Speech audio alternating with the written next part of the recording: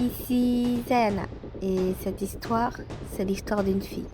Peut-être comme toi ou encore comme moi. Une fille qui voulait juste aider, protéger, mais qui a découvert une vérité bien plus dérangeante que ce qu'elle imaginait. Si toi aussi tu as vécu quelque chose d'incompréhensible, quelque chose que personne ne croirait, alors raconte-le-moi en commentaire ou écris-le-moi dans l'adresse qui est en description. Et peut-être que ce sera ta voix que je ferai entendre dans le prochain épisode. Ce que je vais te raconter pourrait bien changer ta façon de voir ton entourage. Voici mon histoire. J'habitais dans cet immeuble depuis 3 ans. Un petit immeuble tranquille dans un quartier sans histoire. Je connaissais quelques voisins de vue, quelques prénoms échappés au détour d'une conversation dans l'ascenseur. Et puis un jour, j'ai rencontré Lila. Elle avait à peu près 7 ou 8 ans.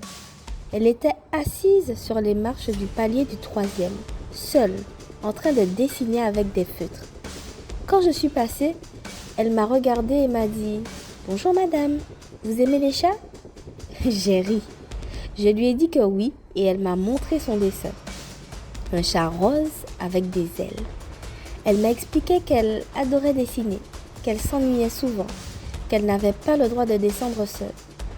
On a un peu discuté, elle était vive, drôle et un peu étrange aussi. Elle m'a dit qu'elle vivait dans l'appartement 32 avec son père, mais qu'il était souvent absent et parfois qu'il s'énervait très fort. J'ai senti un nœud se former dans mon ventre à ce moment-là, mais je ne l'ai pas questionnée. Elle était assez bavarde, comme les enfants qui ont besoin d'exister. J'ai commencé à la croiser souvent. Elle venait frapper à ma porte, parfois avec un dessin, parfois juste pour me dire bonjour. Elle ne voulait jamais entrer.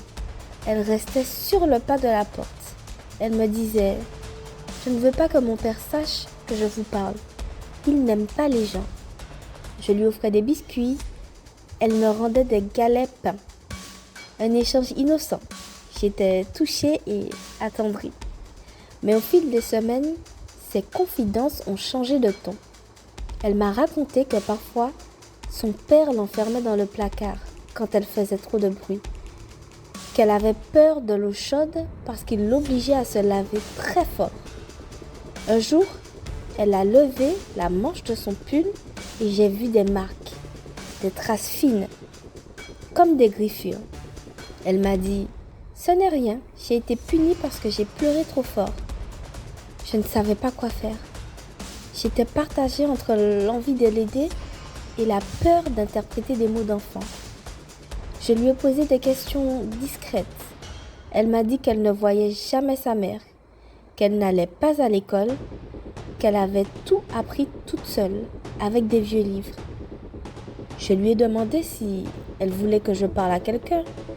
Elle a pâli et elle m'a dit « Non, non, sinon il me changera de cachette et je ne vous verrai plus. » Ce soir-là, j'ai mal dormi. Le lendemain, je suis montée au 3e. Je voulais frapper à la porte de l'appartement 32, voir cet homme, mais j'ai reculé par peur. J'ai juste collé mon oreille contre la porte. Rien. Silence total. Une semaine passe, pas de nouvelles de Lila. Puis, un soir, en rentrant, je trouve un petit mot sous ma porte. « Merci d'être gentille, vous êtes ma fée invisible. » Aucune signature, juste un dessin. Moi avec des ailes. Là, j'ai pris une décision.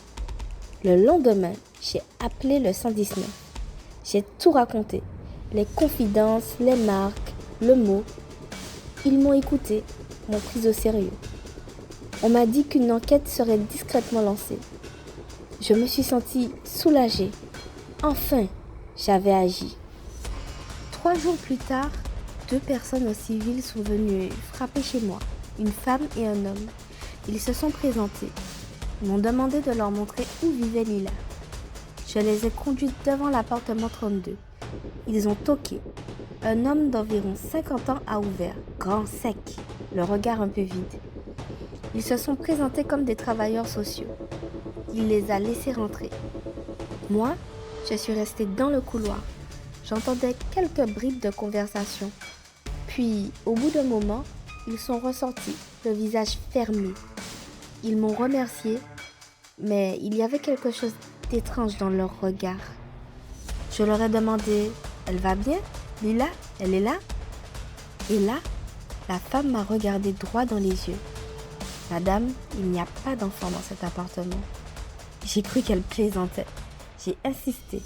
J'ai dit que je l'avais vue des dizaines de fois, qu'elle m'avait parlé, donné des dessins, que j'avais un mot d'elle. Ils ont haussé les sourcils, ils ont pris le mot, l'ont glissé dans un sachet, m'ont dit qu'ils allaient vérifier, mais que, pour l'instant, officiellement, aucun enfant ne vivait ici. Je suis restée plantée dans le couloir. Je suis rentrée chez moi et j'ai tout retourné. J'ai cherché les dessins. Il n'en restait que 2. Les autres, malheureusement, je les avais jetés. Les galets peints disparus. Le lendemain, j'ai essayé de recroiser l'homme. Je suis restée des heures dans les escaliers, mais pas de Lila. Mais une voisine âgée que je croisais parfois m'a dit, en me voyant, « Vous aussi, vous l'avez vu ?» J'ai demandé « Qui ?» Elle a répondu « La petite fille, elle traînait ici il y a quelques mois. J'ai dit à ma fille qu'elle devait appeler les services sociaux. Mais bon, elle a disparu comme les autres. » Je l'ai fixée, glacée. « Comment ça, comme les autres ?»